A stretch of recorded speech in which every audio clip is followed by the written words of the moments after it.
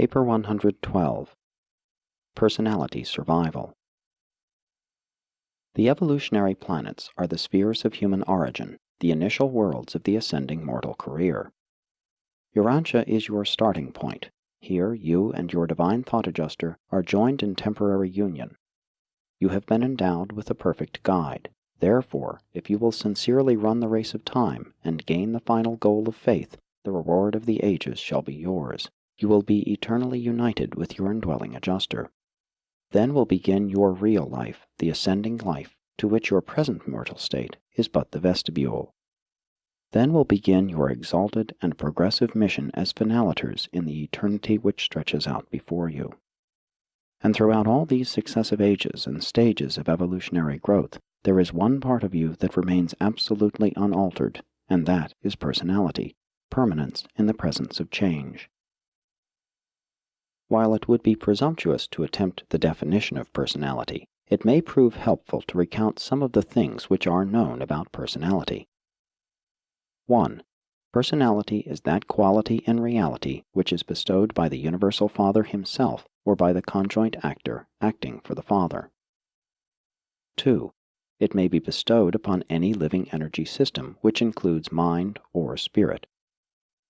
3. It is not wholly subject to the fetters of antecedent causation. It is relatively creative or co-creative. 4. When bestowed upon evolutionary material creatures, it causes spirit to strive for the mastery of energy matter through the mediation of mind. 5. Personality, while devoid of identity, can unify the identity of any living energy system. 6. It discloses only qualitative response to the personality circuit, in contradistinction to the three energies which show both qualitative and quantitative response to gravity. 7. Personality is changeless in the presence of change. 8. It can make a gift to God, dedication of the free will to the doing of the will of God. 9. It is characterized by morality, awareness of relativity of relationship with other persons. It discerns conduct levels and choosingly discriminates between them. 10. Personality is unique, absolutely unique. It is unique in time and space. It is unique in eternity and on paradise. It is unique when bestowed. There are no duplicates. It is unique during every moment of existence. It is unique in relation to God. He is no respecter of persons, but neither does he add them together, for they are non-addable. They are associable, but non-totalable. 11. Personality responds directly to other personality presence. 12. It is one thing which can be added to spirit, thus illustrating the primacy of the Father in relation to the Son. Mind does not have to be added to spirit. 13. Personality may survive mortal death with identity in the surviving soul. The adjuster and the personality are changeless.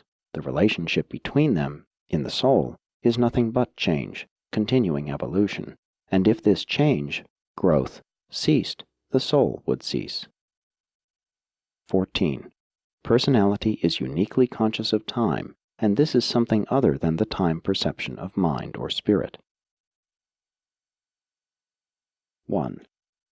Personality and reality. Personality is bestowed by the Universal Father upon his creatures as a potentially eternal endowment. Such a divine gift is designed to function on numerous levels and in successive universe situations, ranging from the lowly finite to the highest absonite, even to the borders of the absolute. Personality thus performs on three cosmic planes, or in three universe phases. 1. Position status. Personality functions equally efficiently in the local universe, in the superuniverse, and in the central universe. 2. Meaning status. Personality performs effectively on the levels of the finite, the absonite, and even as impinging upon the absolute. 3. Value status. Personality can be experientially realized in the progressive realms of the material, the morontial, and the spiritual. Personality has a perfected range of cosmic dimensional performance. The dimensions of finite personality are three, and they are roughly functional as follows. 1. Length represents direction and nature of progression, movement through space, and according to time, evolution. 2. Vertical depth embraces the organismal drives and attitudes, the varying levels of self-realization, and the general phenomenon of reaction to environment. 3. Breadth embraces the domain of coordination, association, and selfhood organization. The type of personality bestowed upon Urantia mortals has a potentiality of 7 dimensions of self-expression or person-realization. These dimensional phenomena are realizable as 3 on the finite level, 3 on the absonite level, and 1 on the absolute level. On sub-absolute levels, this 7th or totality dimension is experienceable as the fact of personality. This supreme dimension is an associable absolute, and, while not infinite, is dimensionally potential for sub-infinite penetration of the absolute. The finite dimensions of personality have to do with cosmic length, depth, and breadth. Length denotes meaning, depth signifies value, breadth embraces insight, the capacity to experience unchallengeable consciousness of cosmic reality. On the Morontia level, all of these finite dimensions of the material level are greatly enhanced, and certain new dimensional values are realizable. All these enlarged dimensional experiences of the Morontia level are marvelously articulated with the supreme or personality dimension through the influence of Mota, and also because of the contribution of Morontia mathematics. Much trouble experienced by mortals in their study of human personality could be avoided if the finite creature would remember that dimensional levels and spiritual levels are not coordinated in experiential personality realization. Life is really a process which takes place between the organism, selfhood, and its environment. The personality imparts value of identity and meanings of continuity to this organismal environmental association. Thus it will be recognized that the phenomenon of stimulus-response is not a mere mechanical process, since the personality functions as a factor in the total situation. It is ever true that mechanisms are innately passive, organisms inherently active. Physical life is a process taking place not so much within the organism as between the organism and the environment. And every such process tends to create and establish organismal patterns of reaction to such an environment. And all such directive patterns are highly influential in goal choosing.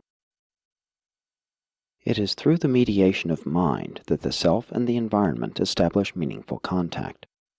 The ability and willingness of the organism to make such significant contacts with environment, response to a drive, represents the attitude of the whole personality.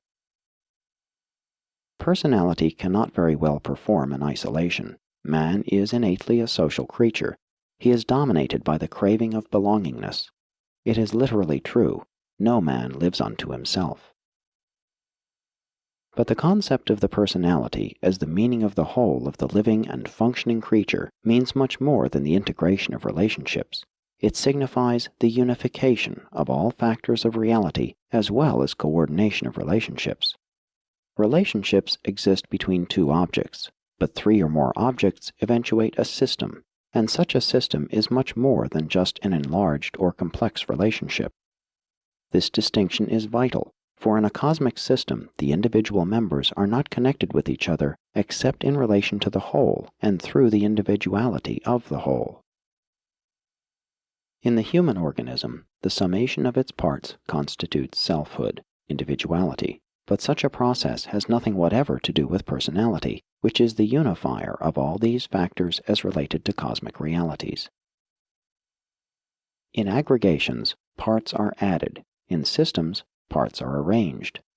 Systems are significant because of organization, positional values.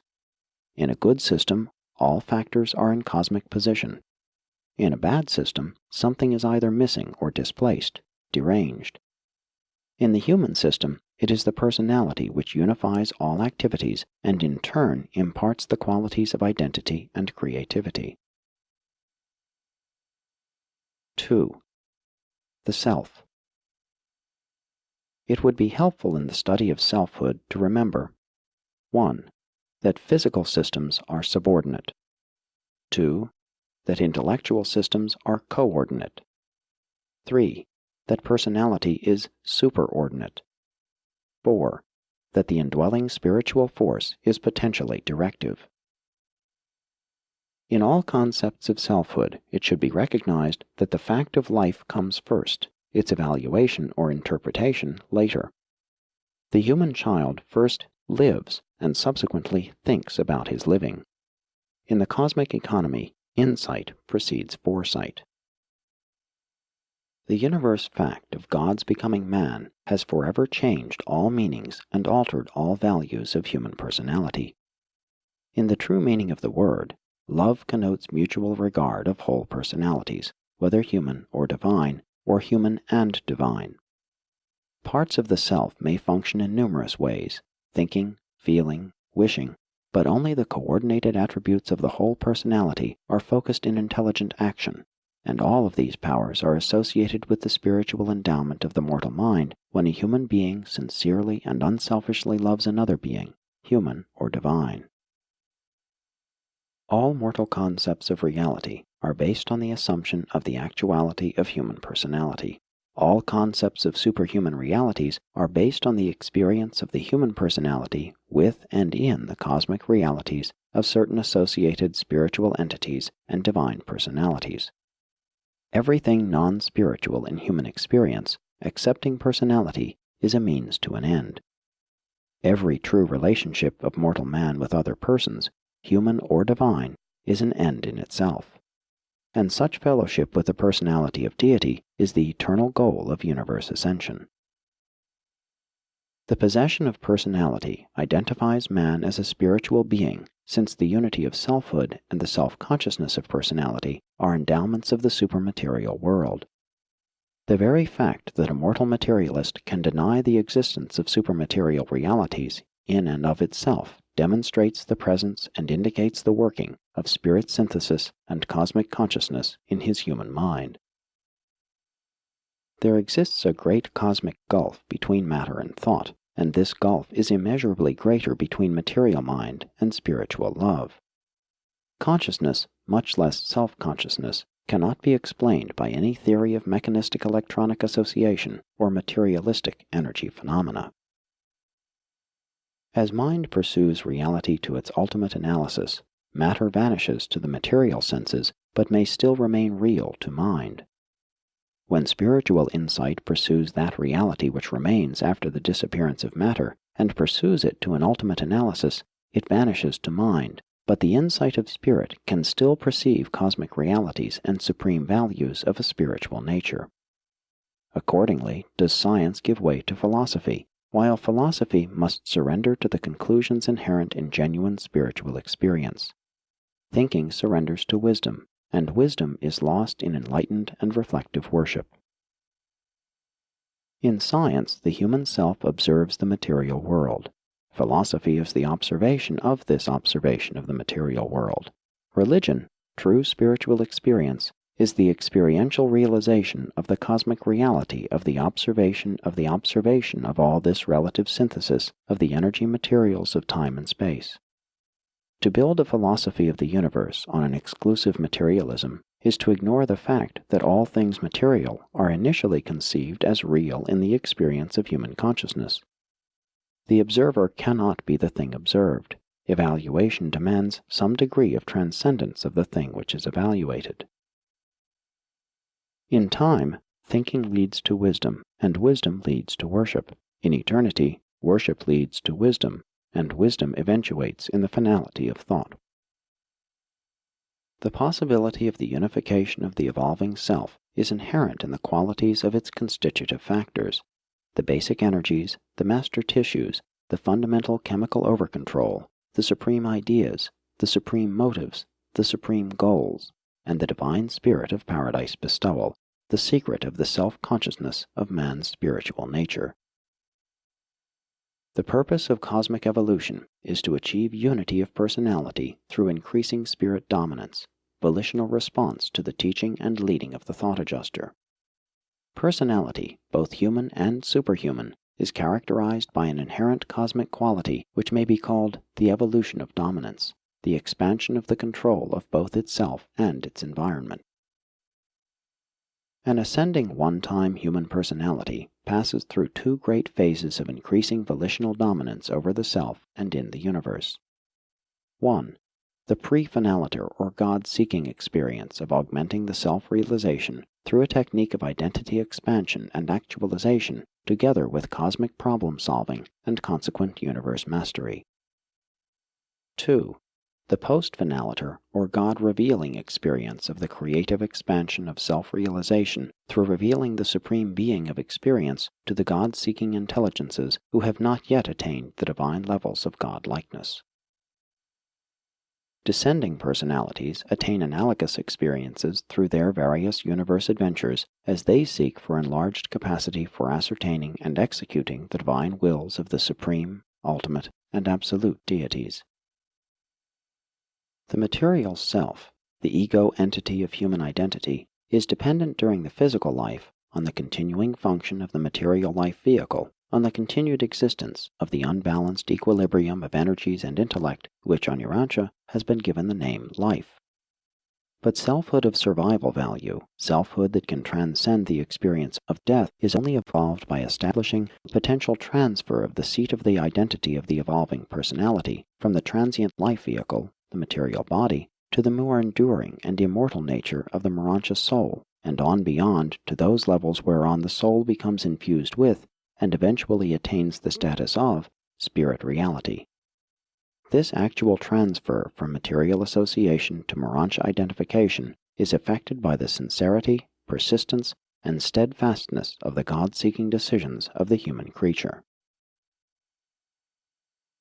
3. The phenomenon of death. Urantians generally recognize only one kind of death, the physical cessation of life energies, but concerning personality survival, there are really three kinds. 1. Spiritual, soul death. If and when mortal man has finally rejected survival, when he has been pronounced spiritually insolvent, morontially bankrupt, in the conjoint opinion of the adjuster and the surviving seraphim, when such coordinate advice has been recorded on Uversa, and after the censors and their reflective associates have verified these findings, thereupon do the rulers of Orvanton order the immediate release of the indwelling monitor. But this release of the adjuster in no way affects the duties of the personal or group seraphim concerned with that adjuster abandoned individual. This kind of death is final in its significance, irrespective of the temporary continuation of the living energies of the physical and mind mechanisms. From the cosmic standpoint, the mortal is already dead. The continuing life merely indicates the persistence of the material momentum of cosmic energies. 2. Intellectual, mind death.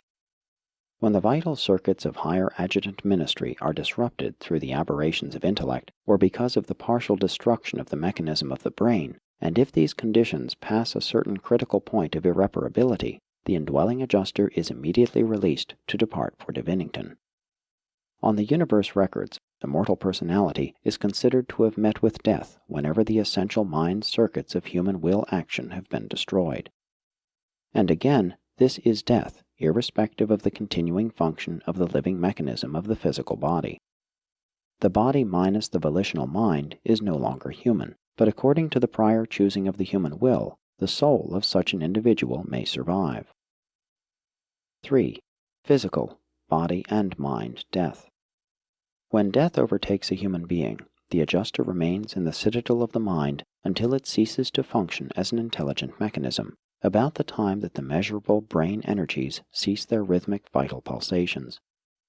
Following this dissolution, the adjuster takes leave of the vanishing mind, just as unceremoniously as entry was made years before, and proceeds to Divinington by way of Uversa.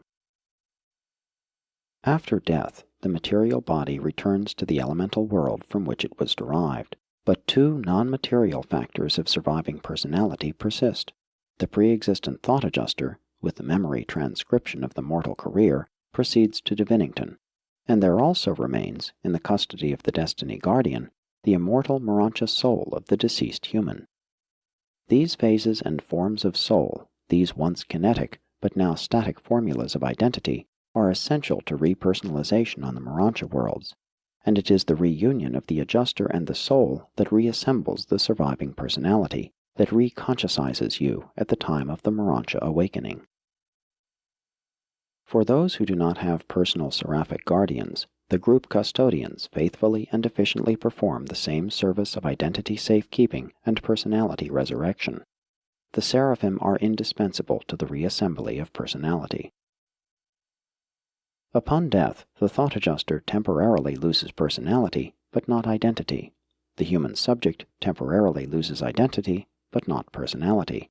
On the mansion worlds, both reunite in eternal manifestation. Never does a departed thought adjuster return to Earth as the being of former indwelling. Never is personality manifested without the human will. And never does a disadjusted human being, after death, manifest active identity or in any manner establish communication with the living beings of Earth.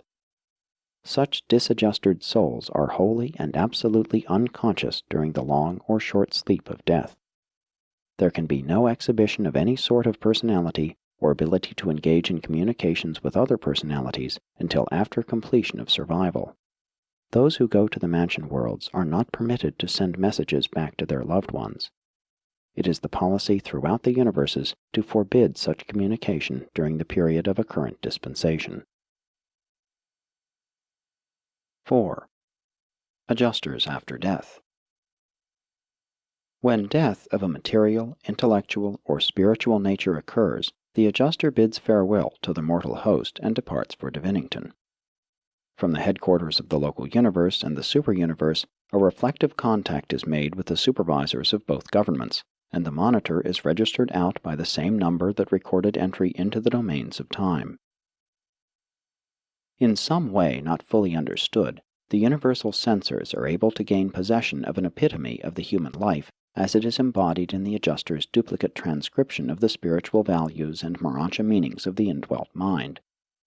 The censors are able to appropriate the adjuster's version of the deceased human survival character and spiritual qualities, and all this data, together with the seraphic records, is available for presentation at the time of the adjudication of the individual concerned. This information is also used to confirm those superuniverse mandates which make it possible for certain ascenders immediately to begin their Morontia careers upon mortal dissolution to proceed to the mansion worlds ahead of the formal termination of a planetary dispensation. Subsequent to physical death, except in individuals translated from among the living, the released adjuster goes immediately to the home sphere of Divinington. The details of what transpires on that world during the time of awaiting the factual reappearance of the surviving mortal depend chiefly on whether the human being ascends to the mansion worlds in his own individual right or awaits a dispensational summoning of the sleeping survivors of a planetary age. If the mortal associate belongs to a group that will be repersonalized at the end of a dispensation, the adjuster will not immediately return to the mansion world of the former system of service, but will, according to choice, enter upon one of the following temporary assignments. 1. Be mustered into the ranks of vanished monitors for undisclosed service. 2. Be assigned for a period to the observation of the Paradise regime. 3. Be enrolled in one of the many training schools of Divinington. 4. Be stationed for a time as a student observer on one of the other 6 sacred spheres which constitute the Father's circuit of Paradise worlds. 5. Be assigned to the messenger service of the personalized adjusters. 6. Become an associate instructor in the Divinington schools devoted to the training of monitors belonging to the Virgin group. 7. Be assigned to select a group of possible worlds on which to serve in the event that there is a reasonable cause for believing that the human partner may have rejected survival. If, when death overtakes you, you have attained the third circle or a higher realm, and therefore have had assigned to you a personal guardian of destiny, and if the final transcript of the summary of survival character submitted by the adjuster is unconditionally certified by the destiny guardian, if both seraphim and adjuster essentially agree in every item of their life records and recommendations, if the universal censors and their reflective associates on Uversa confirm this data, and do so without equivocation or reservation, in that event, the Ancients of Days flash forth the mandate of advanced standing over the communication circuits to Salvington, and, thus released, the tribunals of the sovereign of Nebadon will decree the immediate passage of the surviving soul to the resurrection halls of the mansion worlds. If the human individual survives without delay, the adjuster, so I am instructed, registers at Divinington, proceeds to the paradise presence of the Universal Father, returns immediately and is embraced by the personalized adjusters of the super-universe and local universe of assignment, receives the recognition of the chief personalized monitor of Divinington, and then, at once, passes into the realization of identity transition, being summoned therefrom on the third period, and on the mansion world in the actual personality form made ready for the reception of the surviving soul of the earth mortal, as that form has been projected by the guardian of destiny. 5. Survival of the human self. Selfhood is a cosmic reality, whether material, morontial, or spiritual. The actuality of the personal is the bestowal of the Universal Father acting in and of himself or through his manifold universe agencies. To say that a being is personal is to recognize the relative individuation of such a being within the cosmic organism. The living cosmos is an all but infinitely integrated aggregation of real units, all of which are relatively subject to the destiny of the whole. But those that are personal have been endowed with the actual choice of destiny acceptance or of destiny rejection. That which comes from the Father is like the Father eternal, and this is just as true of personality, which God gives by his own free will choice, as it is of the divine thought adjuster, an actual fragment of God. Man's personality is eternal, but with regard to identity, a conditioned eternal reality. Having appeared in response to the Father's will, personality will attain deity destiny, but man must choose whether or not he will be present at the attainment of such destiny. In default of such choice, personality attains experiential deity directly, becoming a part of the Supreme Being. The cycle is foreordained, but man's participation therein is optional, personal, and experiential. Mortal identity is a transient time-life condition in the universe.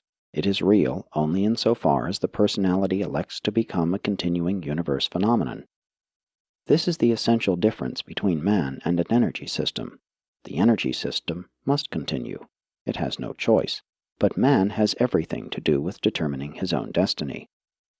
The adjuster is truly the path to paradise, but man himself must pursue that path by his own deciding, his free will choosing. Human beings possess identity only in the material sense. Such qualities of the self are expressed by the material mind as it functions in the energy system of the intellect. When it is said that man has identity, it is recognized that he is in possession of a mind circuit which has been placed in subordination to the acts and choosing of the will of the human personality. But this is a material and purely temporary manifestation, just as the human embryo is a transient parasitic stage of human life. Human beings, from a cosmic perspective, are born, live, and die in a relative instant of time. They are not enduring. But mortal personality, through its own choosing, possesses the power of transferring its seat of identity from the passing material intellect system to the higher MORONTIA soul system, which, in association with the thought adjuster, is created as a new vehicle for personality manifestation. And it is this very power of choice, the universe insignia of free will creaturehood, that constitutes man's greatest opportunity and his supreme cosmic responsibility. Upon the integrity of the human volition depends the eternal destiny of the future finaliter. Upon the sincerity of the mortal free will, the divine adjuster depends for eternal personality. Upon the faithfulness of mortal choice, the Universal Father depends for the realization of a new ascending sun. Upon the steadfastness and wisdom of decision actions, the Supreme Being depends for the actuality of experiential evolution. Though the cosmic circles of personality growth must eventually be attained, if, through no fault of your own, the accidents of time and the handicaps of material existence prevent your mastering these levels on your native planet, if your intentions and desires are of survival value, there are issued the decrees of probation extension. You will be afforded additional time in which to prove yourself. If ever there is doubt as to the advisability of advancing a human identity to the mansion worlds, the universe governments invariably rule in the personal interests of that individual. They unhesitatingly advance such a soul to the status of a transitional being, while they continue their observations of the emerging Morontia intent and spiritual purpose. Thus divine justice is certain of achievement, and divine mercy is accorded further opportunity for extending its ministry. The governments of Oronton and Nebadon do not claim absolute perfection for the detailed working of the universal plan of mortal repersonalization, but they do claim to, and actually do, manifest patience, tolerance, understanding, and merciful sympathy. We had rather assume the risk of a system rebellion than to court the hazard of depriving one struggling mortal from any evolutionary world of the eternal joy of pursuing the ascending career. This does not mean that human beings are to enjoy a second opportunity in the face of the rejection of a first, not at all. But it does signify that all will creatures are to experience one true opportunity to make one undoubted, self-conscious, and final choice. The sovereign judges of the universes will not deprive any being of personality status who has not finally and fully made the eternal choice. The soul of man must and will be given full and ample opportunity to reveal its true intent and real purpose. When the more spiritually and cosmically advanced mortals die, they proceed immediately to the mansion worlds. In general, this provision operates with those who have had assigned to them personal seraphic guardians.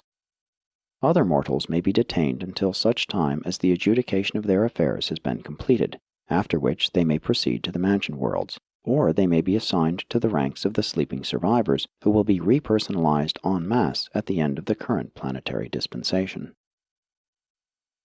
There are two difficulties that hamper my efforts to explain just what happens to you in death, the surviving you, which is distinct from the departing adjuster. One of these consists in the impossibility of conveying to your level of comprehension an adequate description of a transaction on the borderland of the physical and Morontia realms.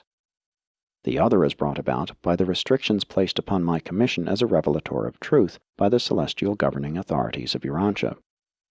There are many interesting details which might be presented, but I withhold them upon the advice of your immediate planetary supervisors. But within the limits of my permission, I can say this much. There is something real, something of human evolution, something additional to the mystery monitor, which survives death.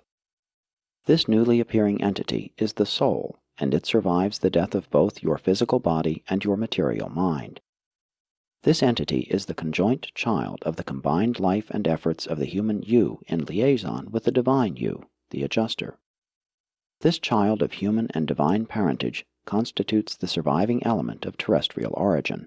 It is the Morontia self, the immortal soul. This child of persisting meaning and surviving value is wholly unconscious during the period from death to repersonalization, and is in the keeping of the seraphic destiny guardian throughout this season of waiting.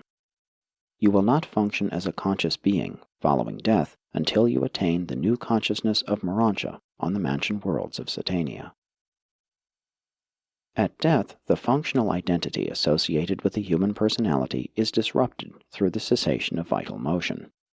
Human personality, while transcending its constituent parts, is dependent on them for functional identity. The stoppage of life destroys the physical brain patterns for mind endowment, and the disruption of mind terminates mortal consciousness. The consciousness of that creature cannot subsequently reappear until a cosmic situation has been arranged which will permit the same human personality again to function in relationship with living energy. During the transit of surviving mortals from the world of origin to the mansion worlds, whether they experience personality reassembly on the third period or ascend at the time of a group resurrection, the record of personality constitution is faithfully preserved by the archangels on their worlds of special activities. These beings are not the custodians of personality, as the guardian seraphim are of the soul, but it is none the less true that every identifiable factor of personality is effectually safeguarded in the custody of these dependable trustees of mortal survival. As to the exact whereabouts of mortal personality during the time intervening between death and survival, we do not know.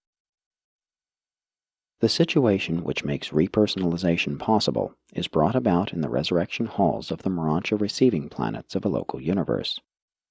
Here in these life assembly chambers, the supervising authorities provide that relationship of universe energy, morontial, mindal, and spiritual, which makes possible the re-consciousizing of the sleeping survivor. The reassembly of the constituent parts of a one-time material personality involves 1. The fabrication of a suitable form, a MORONTIA energy pattern, in which the new survivor can make contact with non-spiritual reality, and within which the MORONTIA variant of the cosmic mind can be encircuited. 2. The return of the adjuster to the waiting MORONTIA creature. The adjuster is the eternal custodian of your ascending identity. Your monitor is the absolute assurance that you yourself and not another will occupy the MORONTIA form created for your personality awakening. And the adjuster will be present at your personality reassembly to take up once more the role of paradise guide to your surviving self. 3. When these prerequisites of repersonalization have been assembled, the seraphic custodian of the potentialities of the slumbering immortal soul, with the assistance of numerous cosmic personalities, bestows this MORONTIA entity upon and in the awaiting MORONTIA mind-body form, while committing this evolutionary child of the Supreme to eternal association with the waiting adjuster. And this completes the repersonalization, reassembly of memory, insight, and consciousness, identity.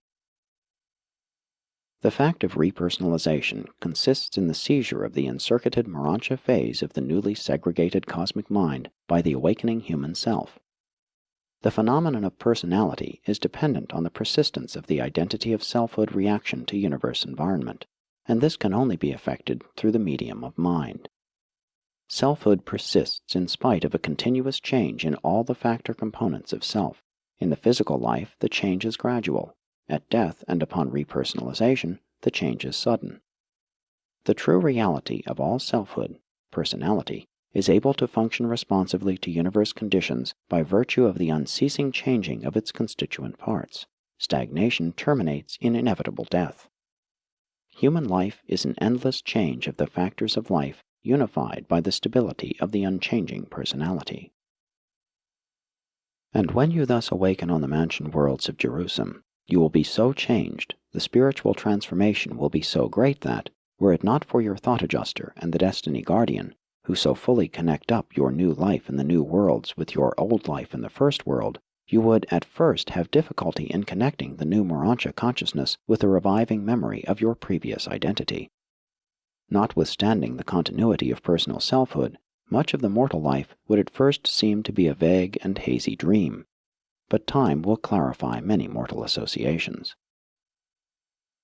The thought adjuster will recall and rehearse for you only those memories and experiences which are a part of, and essential to, your universe career. If the adjuster has been a partner in the evolution of aught in the human mind, then will these worthwhile experiences survive in the eternal consciousness of the adjuster. But much of your past life and its memories, having neither spiritual meaning nor MORONTIA value, will perish with the material brain. Much of material experience will pass away as one-time scaffolding which, having bridged you over to the MORONTIA level, no longer serves a purpose in the universe. But personality and the relationships between personalities are never scaffolding. Mortal memory of personality relationships has cosmic value and will persist. On the mansion worlds, you will know and be known, and more, you will remember and be remembered by your one-time associates in the short but intriguing life on Urantia. 6. The MORONTIA Self. Just as a butterfly emerges from the caterpillar stage, so will the true personalities of human beings emerge on the mansion worlds, for the first time revealed apart from their one-time enshroudment in the material flesh. The MORONTIA career in the local universe has to do with the continued elevation of the personality mechanism from the beginning MORONTIA level of soul existence up to the final MORONTIA level of progressive spirituality. It is difficult to instruct you regarding your MORONTIA personality forms for the local universe career. You will be endowed with MORONTIA patterns of personality manifestability, and these are investments which, in the last analysis, are beyond your comprehension. Such forms, while entirely real, are not energy patterns of the material order which you now understand. They do, however, serve the same purpose on the local universe worlds as do your material bodies on the planets of human nativity. To a certain extent, the appearance of the material body form is responsive to the character of the personality identity. The physical body does, to a limited degree, reflect something of the inherent nature of the personality. Still more so does the Morontia form. In the physical life, mortals may be outwardly beautiful, though inwardly unlovely. In the Morontia life, and increasingly on its higher levels, the personality form will vary directly in accordance with the nature of the inner person. On the spiritual level, outward form and inner nature begin to approximate complete identification, which grows more and more perfect on higher and higher spirit levels. In the Morontia estate, the ascending mortal is endowed with the Nebadon modification of the cosmic mind endowment of the Master Spirit of Orvonton. The mortal intellect, as such, has perished, has ceased to exist as a focalized universe entity apart from the undifferentiated mind circuits of the creative spirit. But the meanings and values of the mortal mind have not perished.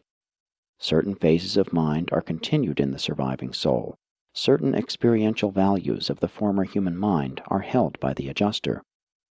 And there persist in the local universe the records of the human life as it was lived in the flesh, together with certain living registrations in the numerous beings who are concerned with the final evaluation of the ascending mortal, beings extending in range from seraphim to universal censors, and probably on beyond to the supreme.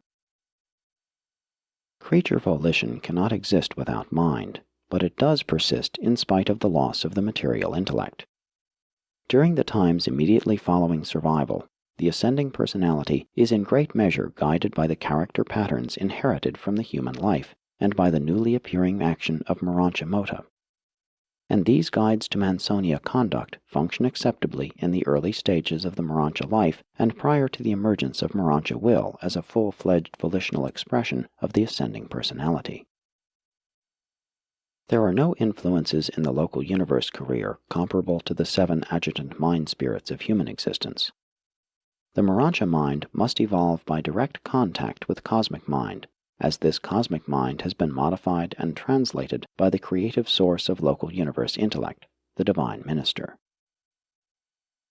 Mortal mind, prior to death, is self-consciously independent of the adjuster presence. Adjutant mind needs only the associated material energy pattern to enable it to operate. But the Morontia soul, being superadjutant, does not retain self-consciousness without the adjuster when deprived of the material mind mechanism. This evolving soul does, however, possess a continuing character derived from the decisions of its former associated adjutant mind, and this character becomes active memory when the patterns thereof are energized by the returning adjuster. The persistence of memory is proof of the retention of the identity of original selfhood. It is essential to complete self-consciousness of personality continuity and expansion. Those mortals who ascend without adjusters are dependent on the instruction of seraphic associates for the reconstruction of human memory. Otherwise, the Morontia souls of the spirit-fused mortals are not limited. The pattern of memory persists in the soul, but this pattern requires the presence of the former adjuster to become immediately self-realizable as continuing memory.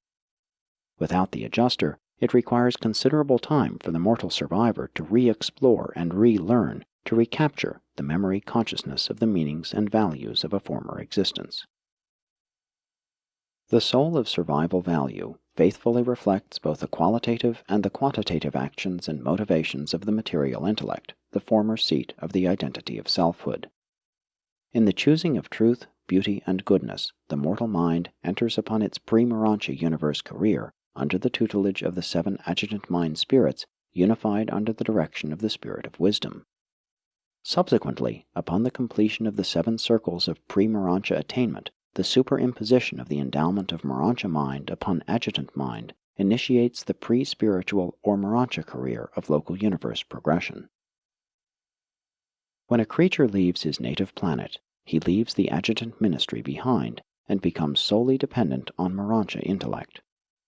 When an ascender leaves the local universe, he has attained the spiritual level of existence, having passed beyond the Morontia level. This newly appearing spirit entity then becomes attuned to the direct ministry of the cosmic mind of Orvonton. 7. Adjuster fusion. Thought adjuster fusion imparts eternal actualities to personality which were previously only potential. Among these new endowments may be mentioned fixation of divinity quality, past eternity experience and memory, immortality, and a phase of qualified potential absoluteness. When your earthly course in temporary form has been run, you are to awaken on the shores of a better world, and eventually you will be united with your faithful adjuster in an eternal embrace. And this fusion constitutes the mystery of making God and man one, the mystery of finite creature evolution, but it is eternally true.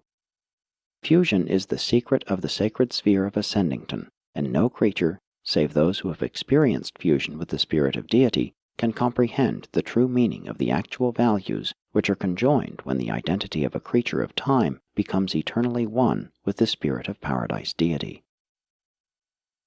Fusion with the adjuster is usually effected while the ascender is resident within his local system. It may occur on the planet of nativity as a transcendence of natural death.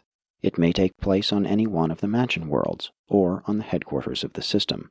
It may even be delayed until the time of the constellation sojourn, or in special instances, it may not be consummated until the ascender is on the local universe capital. When fusion with the adjuster has been effected, there can be no future danger to the eternal career of such a personality. Celestial beings are tested throughout a long experience, but mortals pass through a relatively short and intensive testing on the evolutionary and Morontia worlds. Fusion with the adjuster never occurs until the mandates of the superuniverse have pronounced that the human nature has made a final and irrevocable choice for the eternal career. This is the at-one-ment authorization, which, when issued, constitutes the clearance authority for the fused personality eventually to leave the confines of the local universe to proceed sometime to the headquarters of the superuniverse, from which point the pilgrim of time will, in the distant future, ensaconifim for the long flight to the central universe of Avona and the deity adventure.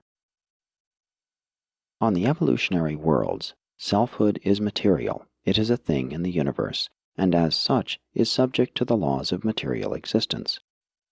It is a fact in time and is responsive to the vicissitudes thereof. Survival decisions must here be formulated. In the Morontia state, the self has become a new and more enduring universe reality, and its continuing growth is predicated on its increasing attunement to the mind and spirit circuits of the universes. Survival decisions are now being confirmed. When the self attains the spiritual level, it has become a secure value in the universe, and this new value is predicated upon the fact that survival decisions have been made, which fact has been witnessed by eternal fusion with the thought adjuster. And having achieved the status of a true universe value, the creature becomes liberated in potential for the seeking of the highest universe value, God. Such fused beings are twofold in their universe reactions. They are discrete Morontia individuals, not altogether unlike seraphim, and they are also beings in potential on the order of the paradise finalators. But the fused individual is really one personality, one being, whose unity defies all attempts at analysis by any intelligence of the universes. And so, having passed the tribunals of the local universe from the lowest to the highest, none of which have been able to identify man or adjuster, the one apart from the other, you shall finally be taken before the sovereign of Nebadon, your local universe father. And there, at the hand of the very being whose creative fatherhood in this universe of time has made possible the fact of your life, you will be granted those credentials which entitle you eventually to proceed upon your super-universe career in quest of the Universal Father. Has the triumphant adjuster won personality by the magnificent service to humanity, or has the valiant human acquired immortality through sincere efforts to achieve adjuster-likeness? It is neither, but they together have achieved the evolution of a member of one of those unique orders of the ascending personalities of the Supreme, one who will ever be found serviceable, faithful, and efficient, a candidate for further growth and development, ever ranging upward and never ceasing the supernal ascent until the 7 circuits of Avona have been traversed, and the one-time soul of earthly origin stands in worshipful recognition of the actual personality of the Father on Paradise. Throughout all this magnificent ascent, the thought adjuster is the divine pledge of the future and full spiritual stabilization of the ascending mortal. Meanwhile, the presence of the mortal free will affords the adjuster an eternal channel for the liberation of the divine and infinite nature. Now have these two identities become one. No event of time or of eternity can ever separate man and adjuster. They are inseparable, eternally fused. On the adjuster fusion worlds, the destiny of the mystery monitor is identical with that of the ascending mortal, the paradise core of the finality. And neither adjuster nor mortal can attain that unique goal without the full cooperation and faithful help of the other. This extraordinary partnership is one of the most engrossing and amazing of all the cosmic phenomena of this universe age. From the time of adjuster fusion, the status of the ascender is that of the evolutionary creature. The human member was the first to enjoy personality and therefore outranks the adjuster in all matters concerned with the recognition of personality. The paradise headquarters of this fused being is Ascendington, not Divinington, and this unique combination of God and man ranks as an ascending mortal all the way up to the core of the finality. When once an adjuster fuses with an ascending mortal, the number of that adjuster is stricken from the records of the super-universe. What happens on the records of Divinington I do not know, but I surmise that the registry of that adjuster is removed to the secret circles of the inner courts of Grand Fonda, the acting head of the core of the finality.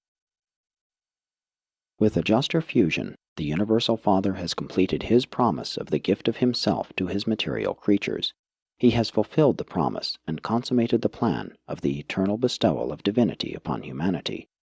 Now begins the human attempt to realize and to actualize the limitless possibilities that are inherent in the supernal partnership with God which has thus factualized. The present known destiny of surviving mortals is the paradise core of the finality. This is also the goal of destiny for all thought adjusters who become joined in eternal union with their mortal companions. At present, the paradise finalators are working throughout the grand universe in many undertakings, but we all conjecture that they will have other and even more supernal tasks to perform in the distant future after the 7 super-universes have become settled in light and life, and when the finite God has finally emerged from the mystery which now surrounds this supreme deity. You have been instructed to a certain extent about the organization and personnel of the central universe, the super-universes, and the local universes. You have been told something about the character and origin of some of the various personalities who now rule these far-flung creations. You have also been informed that there are in process of organization vast galaxies of universes far out beyond the periphery of the grand universe, in the first outer space level. It has also been intimated in the course of these narratives that the Supreme Being is to disclose his unrevealed tertiary function in these now uncharted regions of outer space. And you have also been told that the finalators of the Paradise Core are the experiential children of the Supreme. We believe that the mortals of adjuster fusion, together with their finalator associates, are destined to function in some manner in the administration of the universes of the first outer space level. We have not the slightest doubt that in due time these enormous galaxies will become inhabited universes, and we are equally convinced that among the administrators thereof will be found the paradise finalators whose natures are the cosmic consequence of the blending of creature and creator. What an adventure! What a romance! A gigantic creation to be administered by the children of the Supreme, these personalized and humanized adjusters, these adjusterized and eternalized mortals, these mysterious combinations and eternal associations of the highest known manifestation of the essence of the first source and center and the lowest form of intelligent life capable of comprehending and attaining the Universal Father. We conceive that such amalgamated beings, such partnerships of creator and creature, will become superb rulers, matchless administrators, and understanding and sympathetic directors of any and all forms of intelligent life which may come into existence throughout these future universes of the first outer space level. True it is, you mortals are of earthly, animal origin. Your frame is indeed dust. But if you actually will, if you really desire, surely the heritage of the ages is yours, and you shall some day serve throughout the universes in your true characters, children of the supreme God of experience and divine sons of the Paradise Father of all personalities. Presented by a solitary messenger of Orvonton.